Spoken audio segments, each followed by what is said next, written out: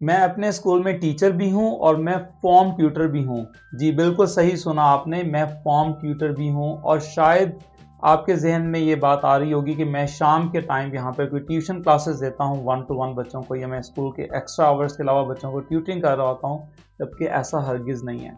जब हम ट्यूटर का वर्ड सुनते हैं तो हमारे जहन में ये आता है कि शाम में ये बंदा जो है वो पढ़ा रहा होगा, या शाम में किसी कोचिंग सेंटर के साथ या किसी अकेडमी के साथ लिंक होगा। जबकि यूके में फॉर्म ट्यूटर का मतलब बिल्कुल डिफरेंट है। और आज की वीडियो में आप लोगों को बताऊंगा कि फॉर्म ट्यूटर जो है उसकी क्या क्या रिस्पॉन्सिबिलिटीज़ हैं, उसका क्या फंक्शन है, और वो कितना ज़रूरी है बच्चों के लिए, स्कूल के एनवायरनमेंट के लिए। अगर आप टीचिंग प्रोफेशन में आना चाहते हैं, यूके के अंदर आप टीचर बनना चाहते हैं, तो ये वीडियो आपके लिए, इसको पूरा ज़रूर देखिएगा। Aamir Hasan here and welcome to my Facebook page and YouTube channel. जैसा कि मैंने आपको बताया कि आज की वीडियो फॉर्म ट्यूटर्स से रिलेटेड है, और फॉर्म ट्यूटर्स की बहुत ज़्यादा रिस्पॉन्सिबिलिटीज़ हैं, बहुत ज़्यादा उसका इम्पोर्टेंट रोल है बच्चों के जितने भी इश्यूज़ हैं उसको लेकर, या बच्चों की जो डेवलपमेंट है उसको लेकर। तो आज हम इस चीज़ को डिस्कस करेंगे कि फॉर्म ट्यूटर क्या है। लेकिन ऑब्वियसली फॉर्म ट्यूटर के को समझने से पहले हमें ये समझना होगा कि जो यूके का स्ट्रक्चर है वो क्या है। तो मैं मोटा सा आपको बताता चलूँ कि जो यूके के सेकेंडरी स्कूल्स हैं वो ईयर 7 से स्टार्ट होते हैं ईयर 11 तक, और अगर उसमें ए लेवल्स भी है तो उसमें ईयर 12 और ईयर 13 की क्लासेस भी होती हैं। बट इन जनरली तकरीबन हर ईयर ग्रुप में, जैसे ईयर 7 है उसमें तकरीबन 200 के करीब बच्चे होते हैं, और हर ईयर ग्रुप का एक टीचर इंचार्ज होता है जिसको कहा जाता है head of year. Head of year जो है बेसिकली वो काफ़ी एक्सपीरियंस टीचर होता है, ऑब्वियसली क्योंकि उसने बहुत अरसे से पढ़ाया होता है और उसको स्कूल के बारे में काफ़ी चीज़ें जो हैं वो पता होती हैं, और उसको बिहेवियर भी के इससे रिलेटेड और बाकी चीज़ों से रिलेटेड भी उसको काफ़ी ज़्यादा ग्रिप होती है। तो उसकी सैलरी भी बाकी टीचर के कंपैरिजन में उसको एडिशनल उसका अलाउंस मिलता है। उसके बाद क्योंकि जब आप एज अ टीचिंग प्रोफेशन में आते हैं तो आपने पढ़ाना तो होता ही है, लेकिन आपको एक फॉर्म क्लास भी मिलती है। फॉर्म क्लास क्या है? बेसिकली ये होता है कि जैसे फॉर एग्जांपल ईयर 7 में 200 के करीब बच्चे हैं, तो उन 200 के करीब जितने भी बच्चे हैं उनको इक्वली डिवाइड किया जाता है सेक्शंस के अंदर। तो लेट्स से अगर 200 बच्चे हैं तो अगर हम 25 बच्चों की क्लास बनाएं तो तकरीबन ये 8 सेक्शन बनेंगे, और उन 8 सेक्शन के अंदर 8 टीचर्स होंगे जो बेसिकली जिनको फॉर्म ट्यूटर्स कहा जाता है, जिनका काम उन बच्चों को पढ़ाना नहीं है। वो पढ़ा भी सकते हैं, लेकिन उनका मेन मकसद ये है कि उन बच्चों को जब वो स्कूल में आते हैं तो उनको मॉनिटर करना, उनके बिहेवियर को देखना, उनके डिसिप्लिन को देखना, उनकी अटेंडेंस को देखना, पेरेंट्स के साथ कम्युनिकेट करना, और भी बहुत सी चीज़ें आती हैं जो मैं आपको एक्सप्लेन करूँगा। बेसिकली अगर हम इस हिरार्की को समझें तो लेट्स से कि हम ईयर 7 की बात करते हैं। जैसे मैं लास्ट ईयर अपने ईयर 7 का फॉर्म ट्यूटर था, तो ईयर 7 की जो हमारी हेड थी, ऑब्वियसली उनके नीचे 8 फॉर्म ट्यूटर्स थे और एक फॉर्म ट्यूटर मैं था। अब बेसिकली होता ये यूके में के स्कूल्स के अंदर, पाकिस्तान में तो जनरली जैसे ईयर 7 की एक ही रूम में क्लास हो रही होगी, ईयर 8 की एक ही सेक्शन में एक ही जगह पे क्लास हो रही होगी। यहाँ पर ऐसा नहीं होता। यहाँ पे यूनिवर्सिटी की तरह बच्चे मूव अराउंड करते हैं बिल्डिंग के अंदर। जैसे हो सकता है कि उनकी साइंस की क्लास एक बिल्डिंग में हो, फिर मैथ्स के लिए उनको किसी दूसरी बिल्डिंग में जाना पड़े, ड्रामा के लिए किसी तीसरी बिल्डिंग में जाना पड़े, तो बच्चे सारा दिन डिफरेंट क्लासेस में जा रहे होते हैं। तो यहाँ पर फॉर्म ट्यूटर का जो रोल है वो बहुत ज़्यादा इंपॉर्टेंस का जो हामिल है वो होता है, क्योंकि उसने बच्चों का जो पैस्टोरल रोल है, जो एज अ पेरेंट का रोल है, वो प्ले करना होता है उस स्कूल के अंदर। और ऑब्वियसली हर बच्चे के साथ एक ना एक फॉर्म ट्यूटर ज़रूर अटैच होता है, ताकि वो उस सेक्शन के अंदर अपने तमाम बच्चों को देख सके। तो स्कूल के लिए बच्चों को कंट्रोल करना भी आसान हो जाता है, और हिरार्की के साथ पॉइंट ऑफ व्यू से भी अगर आप देखा जाए तो बच्चे जो है वो आराम से आप मैनेज कर सकते हैं अगर आप इस तरह का स्ट्रक्चर जो बनाते हैं। Coming back to the point, जब यूके में स्कूल में बच्चे तकरीबन 8:20 का टाइम होता है जिसमें बच्चों ने स्कूल में रिपोर्ट करना होता है, तो उनकी जो पहली क्लास शुरू होती है वो 9 बजे स्टार्ट होती है, अप्रॉक्सीमेटली 8:50 या 9 o'clock हमारे स्कूल में। तो जब बच्चे 8:20 में आते हैं तो उन्होंने कहाँ जाना है, तो सबसे पहले वो जाते हैं अपने फॉर्म ट्यूटर के पास। वो अपने डेजिग्नेटेड फॉर्म के बच्चों के साथ, या तो वो असेंबली के अंदर होते हैं या उनकी लाइनअप्स होती हैं, डिपेंड करता है हर स्कूल के स्ट्रक्चर के हिसाब से। हमारे स्कूल में जो ईयर 7 की शुरू के कुछ महीने में उनका लाइनअप होता था, बच्चे एक लाइन में लगते थे, फिर वो फॉर्म ट्यूटर उनको अपनी अपनी क्लासेस में ले जाते थे। लेकिन वो लाइनअप जो है वो शुरू में 1-2 महीने ही होता है, उसके बाद बच्चों को पता होता है कि हमने किस रूम में जाना है। उसके बाद जब बच्चे उस रूम में चले जाते हैं तो फॉर्म ट्यूटर की क्या क्या जिम्मेदारीज हैं वो मैं आपको एक्सप्लेन करता चलूँ। तो सबसे पहली जिम्मेदारी जो होती है फॉर्म ट्यूटर की, वो होती है रजिस्ट्रेशन, और वो बड़ी एक्यूरेट होनी चाहिए, क्योंकि अगर आप फॉर्म ट्यूटर हैं और आपसे कोई अटेंडेंस में गलती हो जाती है तो उसका बहुत बड़ा खमियाजा जो है वो भुगतना पड़ सकता है स्कूल को या आपको। जैसे मैं आपको एग्जांपल देता हूँ कि आपकी क्लास में 25 बच्चे थे और आपने सबकी जो अटेंडेंस है वो मार्क कर रहे थे, एक बच्चा किसी तरीके से मिस हो गया, बच्चा स्कूल में था, आपकी क्लास में बैठा हुआ था, लेकिन आपने उसको एब्सेंट मार्क कर दिया। इसका मतलब है कि सिस्टम में वो एब्सेंट शो होगा। और ऑब्वियसली यहाँ पर यूके के जो स्कूल्स हैं, अगर कोई बच्चा एब्सेंट है तो वो पेरेंट्स को जाके ज़रूर पूछते हैं, उनको फ़ोन करते हैं कि आपका बच्चा एब्सेंट क्यों है। आपने उस बच्चे को एब्सेंट मार्क कर दिया, स्कूल के सिस्टम में एब्सेंट शो हो रहा है, फिर स्कूल में जो अटेंडेंस ऑफिसर है वो घर में पेरेंट्स को कॉल करेगा, तो पेरेंट्स कहेंगे बच्चा तुमने सुबह भेजा था, तो वहाँ पे पैनिक सिचुएशन जो क्रिएट हो सकती है आपकी इस गलती की वजह से। और क्योंकि आपने उसको एब्सेंट मार्क किया है, तो मोस्ट लाइकली ये हो सकता है कि जो पीरियड 1 का टीचर है, क्योंकि आपने उसको एब्सेंट मार्क किया हुआ है, तो वो भी उस बच्चे को गलती से एब्सेंट मार्क कर दे, क्योंकि अटेंडेंस सब टीचर ने लेनी होती है, यहाँ पर हर क्लास में अटेंडेंस लग रही होती है। तो इसलिए जो अटेंडेंस है वो बहुत ज़रूरी है, उसको अगर आपने अच्छे तरीके से मैनेज नहीं किया, ये भी हो सकता है कि आप किसी बच्चे को वो एब्सेंट था, आपने उसकी प्रेजेंट लगा दी, और उसके बाद जो नेक्स्ट टीचर है वो पूरे स्कूल के एक ईमेल लिख दे कि ये बच्चा फॉर्म टाइम में प्रेजेंट था और अब वो क्लास में नहीं है, तो उस बच्चे को ढूंढा जाए। तो फिर अगेन एक पैनिक की सिचुएशन जो है इकट्ठी हो जाती है, क्योंकि स्कूल काफ़ी बड़ा होता है, फिर एक पूरी टीम जो है उस बच्चे को ढूंढने के लिए निकल पड़ सकती है कि जी वो बच्चा गया कहाँ पे है। तो जो फॉर्म ट्यूटर की जो सबसे प्राइम रिस्पॉन्सिबिलिटी आती है वो है अर्ली रजिस्ट्रेशन।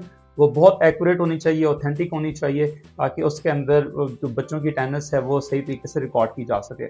उसके बाद ऑब्वियसली जो सेकंड मेन रिस्पॉन्सिबिलिटी आती है वो यूनिफॉर्म चेकिंग से रिलेटेड आती है। बच्चा प्रॉपर यूनिफॉर्म में है नहीं है, उसका कोई इशू तो नहीं है। ऑब्वियसली यहाँ पर सेफ गार्डिंग का बहुत ज़्यादा ध्यान रखा जाता है। अगर आपको किसी भी बच्चे की बिहेवियर में चेंज नज़र आ रहा है, उसका मतलब ये है कि उसके अंदर घर में कोई ना कोई इश्यूज जो है वो चल सकते हैं, या क्या हो सकता है कि बच्चा जो है वो रो रहा हो, जैसे ईयर 7 में बच्चे आते हैं, तो उसको एज अ पेस्टोरल रोल भी आपने देखना होता है एज अ पेरेंट। मतलब यहाँ पर आप टीचर की हेड पार कर एज अ पेरेंट सोच रहे होते हैं कि इस बच्चे को क्या इश्यूज हो सकते हैं, आपने उसको भी मॉनिटर करना होता है, उसको देखना होता है। और अगर आपको कोई ऐसे साइंस नजर आए जिसके अंदर उस बच्चे की सेफ्टी का कोई इशू है, तो आपने अपने हेड ऑफ ईयर को रिपोर्ट करना होता है। फिर वो हेड ऑफ ईयर अपने स्कूल के एडमिन को इन्वॉल्व करके उस बच्चे की सेफ गार्डिंग का जो इंतजाम है वो कर रही होती है। उसके अलावा जैसे स्कूल ने कोई भी मैसेज कन्वे करना है, बच्चों को टाइम टेबल डिस्ट्रीब्यूट करने हैं, स्कूल में कोई इवेंट हो रहा है, या स्कूल के अंदर कोई भी एजुकेशन छोटी मोटी जो चीज़ें हैं जो आपने बच्चों को एड्रेस करनी है, कोई फेस्टिवल आ रहा है फॉर एग्जांपल, तो बच्चे बेसिकली अपनी फॉर्म क्लास के अंदर जो टीचर है फॉर्म ट्यूटर, वो बेसिकली उन बच्चों को अब सारी चीज़ें जो है वो एक्सप्लेन कर रहा होता है। बेसिकली फॉर्म ट्यूटर उस क्लास का रिप्रेजेंटेटिव होता है, आप ये समझ लें। बच्चों ने भी फॉर्म ट्यूटर को कोई इश्यूज़ हैं तो उसको रिपोर्ट करना है। बिल्कुल इसी तरीके से जो पेरेंट्स हैं वो भी यही करते हैं कि अगर उनको कोई भी इश्यूज़ हैं तो वो फॉर्म ट्यूटर को बताते हैं। स्कूल से रिलेटेड के बच्चों के कोई भी प्रॉब्लम अगर घर में फेस करनी पड़ रही है, कोई भी इश्यूज़ हैं, तो वो बेसिकली फॉर्म ट्यूटर को ईमेल करते हैं। फिर फॉर्म ट्यूटर की ये जॉब होती है कि उसने आगे राइट पर्सन को ईमेल करनी है। इसी तरह अगर बच्चे को किसी किस्म का बुलिंग का इशू आ रहा है स्कूल के अंदर, कोई बच्चा उनको तंग कर रहा है, जैसे ईयर 7 में नए नए बच्चे आते हैं डिफरेंट स्कूलों से, तो उनको बुलिंग जो है वो फेस करनी पड़ सकती है, या उसको किसी टीचर के साथ कोई मसला है, या उसको कोई चीज़ समझ नहीं आ रही, तो वो बेसिकली फॉर्म ट्यूटर के पास आके अपना मसला जो है वो बताते हैं। फिर फॉर्म ट्यूटर जो है वो उसको किस तरीके से रिजॉल्व करता है, वो फॉर्म ट्यूटर की जिम्मेदारी के अंदर आता है। तो ये बेसिकली कहने को ये एक 20 मिनट की क्लास होती है अप्रॉक्सीमेटली हर रोज़, और आपने हर रोज़ इन बच्चों को सुबह के टाइम कैटर करना होता है। बट ये बहुत बड़ी जिम्मेदारी है, अगर आप इसको अच्छे तरीके से नहीं निभाएंगे तो ऑब्वियसली बहुत मसाइल आ सकते हैं। उसके अलावा जो सबसे इंपॉर्टेंट चीज़ है, जो मैं समझता हूँ कि जितनी बातें मैंने बताई उससे सबसे ज़्यादा इंपॉर्टेंट है, वो है बच्चों का बिहेवियर मॉनिटर करना। क्योंकि बिहेवियर इश्यूज बच्चों में डेवलप होते हैं आहिस्ता आहिस्ता, जैसे बच्चे टीन एज में आते हैं, उनके हार्मोन चेंज होते हैं, उनके अंदर बिहेवियर इश्यूज आते हैं। तो बेसिकली फॉर्म ट्यूटर ने उसको मॉनिटर करके कि बच्चे आपस में इंटरेक्ट कैसे कर रहे हैं, एक दूसरे को बुली तो नहीं कर रहे, उनके बिहेवियर में क्या चेंजेस आ रहे हैं, क्या पता कोई बच्चा स्पेशल एजुकेशन नीड का हो, क्योंकि ईयर 7 में नहीं पता चलता, हो सकता है कोई बच्चा ADHD का हो, कुछ बच्चे को कोई बच्चा ऑटिस्टिक हो, या डिफरेंट तरह के प्रॉब्लम्स जो हैं वो आ सकते हैं। तो बेसिकली फॉर्म ट्यूटर उन बच्चों को ऑब्जर्व करके फिर अपने हेड ऑफ ईयर को आगे बताता है कि जी मुझे ये इश्यूज़ जो हैं वो नज़र आ रहे हैं, तो मतलब इसको इंक्वायर किया जाए। फिर स्कूल जो है वो पेरेंट्स को कह सकता है, या काउंसिल इसमें इन्वॉल्व होकर बच्चों के टेस्ट वगैरह जो हैं वो किए जा सकते हैं। तो बेसिकली जैसे मैंने बताया कि बहुत बड़ी जिम्मेदारी होती है फॉर्म ट्यूटर पे, क्योंकि बच्चे का जो आगे फ्यूचर शेप करना है वो टीचर्स ने करना होता है। ये बहुत से कम लोग जो हैं इस चीज़ को समझते हैं, लेकिन टीचर जो हैं वो सोसाइटी बिल्डर होते हैं, उन्होंने पूरी सोसाइटी को बिल्ड करना होता है। यही बच्चे कल को जब बड़े होते हैं, तो अगर जो बिहेवियर इश्यूज़ आपने सही तरीके से टैकल नहीं किए, जब बच्चा टीन एज में जाता है, ईयर 10 में आता है या 11 में आता है, कई बच्चे जो हैं वो चोर होते हैं, मतलब नेचुरली उनके अंदर वो बेसिकली दूसरे बच्चों की चीज़ें जो हैं वो चोरी कर रहे होते हैं। तो बेसिकली उनको इस बिहेवियर से रोकना और उनको समझाना, ये भी ऑब्वियसली फॉर्म ट्यूटर की जो है वो जिम्मेदारी है। तो एज अ फॉर्म ट्यूटर जो आपकी रिस्पॉन्सिबिलिटी ये है कि आपने सारे बच्चों के अच्छे तरीके से कैटर करना, और ऑब्वियसली अगर आप बहुत ज़्यादा सख्त हैं बच्चों के साथ, आप हर वक्त डांट डपट कर रहे हैं और आपने डिसिप्लिन के ऊपर बहुत फोकस किया हुआ है, तो बच्चे आपको कोई भी बात बताने से डरेंगे और उनका कोई भी इशू है वो आपको नहीं बता पाएंगे। इसलिए आपने बहुत ज़्यादा ना सख्ती रखनी है उनके साथ, ना बहुत ज़्यादा नरमी रखनी है, क्योंकि अगर आपका बिहेवियर भी सेट नहीं है, फॉर एग्जांपल बच्चे जो हैं वो उधम मचा रहे हैं आपकी क्लास में, तो मोस्ट लाइकली जब वो दूसरी फर्स्ट पीरियड में जाएंगे, सेकंड पीरियड में जाएंगे, तो वहाँ पे भी वो उधम ही मचाएंगे। तो आपने उनका डिसिप्लिन भी ज़ाहिर है मॉनिटर करना है, स्कूल की पॉलिसीज़ आपने वहीं से उनको इन्फोर्स करना सिखानी है, और ऑब्वियसली बच्चे जो हैं वो आपकी क्लास से सीख के जा रहे होंगे।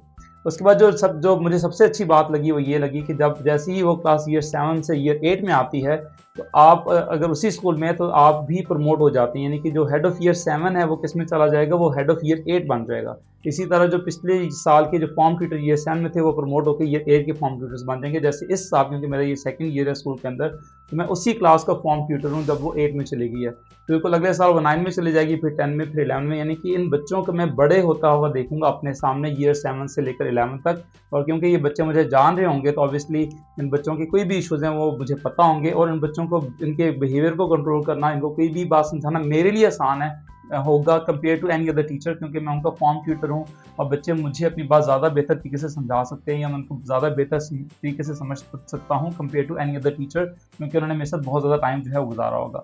फिर ये साइकिल वापस कंटिन्यू होता है, जैसे अब ईयर 11 खत्म करते हैं तो उसके बाद फिर अब ईयर 7 के जो हैं वो फॉर्म ट्यूटर बन जाते हैं, और हेड ऑफ़ ईयर जो है फिर वो ईयर 7 का हेड ऑफ़ ईयर बन जाता है। और ऑब्वियसली अगर आपने स्कूल में अच्छा काम किया है तो आप बेसिकली हेड ऑफ़ ईयर में भी प्रमोट हो सकते हैं, डिपेंड करता है। तो ये साइकिल जो है इसी तरीके से चलता रहता है। तो आई होप कि आपको थोड़ा सा आइडिया हो गया होगा कि फॉर्म ट्यूटर का क्या मेन रोल है, क्या उसका फंक्शन, उसकी क्या रिस्पॉन्सिबिलिटीज़ हैं। अगर आपको कोई भी क्वेश्चन है फॉर्म ट्यूटर से रिलेटेड तो अपने कमेंट सेक्शन में ज़रूर पूछेगा। जैसे ही आप पीजीसी करने के लिए आते हैं, किसी भी स्कूल में यहाँ पे ट्रेनिंग करते हैं, तो वो आपको ना सिर्फ लेसन्स पढ़ाने के लिए कहते हैं, बल्कि आप फॉर्म ट्यूटर के तौर पर भी जो डिफरेंट फॉर्म्स हैं वहाँ पर जाकर ऑब्जर्व कर रहे होते हैं, और कुछ टाइम तो आप जाके वो लेसन भी जो 20 मिनट का होता है उसको लीड भी कर रहे होते हैं, ताकि आपको पता चलता है कि आपने इन बच्चों को शुरू में किस तरीके से मैनेज करना है। तो ये भी ड्यूरिंग पीजीसी आपकी ट्रेनिंग का पार्ट होता है। सो एनीवेज, आई होप कि आपको ये वीडियो अच्छी लगी होगी। कोई भी आपका क्वेश्चन कमेंट सेक्शन में ज़रूर लिखेगा। Thank you for watching my videos. Aamir Hasan signing of.